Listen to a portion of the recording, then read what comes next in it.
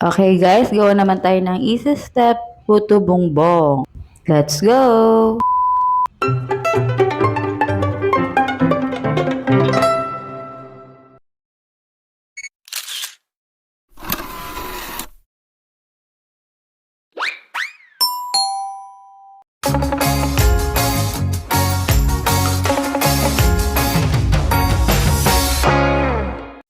Okay, umpisa na natin. Yan nga po pala is glutinous flour. Tapos nilagyan ko lang siya ng konting tubig. Yan. And then, hahalo-haluin lang natin. Tapos lagyan na natin siya ng food color na kulay ube. Yan. Konti lang dapat ang ilagay yung tubig dyan kasi dapat ang ang texture niya dapat ganyan. So yan, hinalo-halo ko yan gamit ang aking malinis na kamay. Tapos ganyan na ang kinalabasan niya. Tapos yan nga pala, nilagyan ko rin siya ng flour. Hindi ko lang siya nakuhanan. Kaya naging ganyan ang kanyang texture. Kasi ganyan yung mga nakikita ko sa mga gumagawa ng puto bongbong. So, yun. Kuha na tayo ng ating butter. Tapos, ilagay natin siya sa foil. Tsaka, lagyan natin ng ating gagawing puto bongbong. Ayan. So, ganyan lang po yung ginawa ko.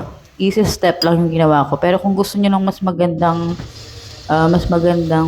forma, gawa kayo ng medyo maayos-ayos na foil. Tsaka nyo siya dun ilagay. So, yan, nilagay ko na nga siya sa ating steamer. Yan. So, tinakpan ko lang siya ng pantakip.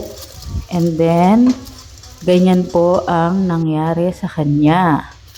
Yan. Pag mga ganyan na po, nakikita nyo naman po pagluto na yan. Pag mga ganyan is, pwede na po siyang hanguin.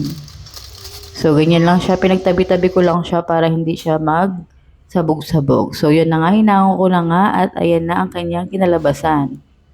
So, ginamit ko nga pala dyan is margarine. Hindi ako gumamit ng butter. Kasi parang feeling ko mas dinamnam yung margarine. So, margarine yung nilagay natin. So, ayan. At nilagyan ko nga ng maraming cheese. So, ayan. Wow! Tapos, nilagyan ko siya ng condensed milk. Yan kasi yung magpapatamis dun sa ating puto bongbong. Pag ginawa nyo to, sobrang sarap niya, promise. Ayan. Para siya ng mga binibili natin na puto bongbong. Ayan. So, sarap. Dahil magpapasko na, tara nang magluto ng puto bongbong para alam na natin siyang gawin bago pa sumapit ang Christmas Day.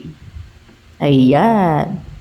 Sobrang sarap. At ayan, titikman na nga natin. So, ayan, nilagyan natin ng cheese and condensed milk. And atin na po siyang titikman. So, ayan na nga. Tinikman ko nga and hindi po kayo magsisisi dahil sobrang sarap po nito. Thank you for watching!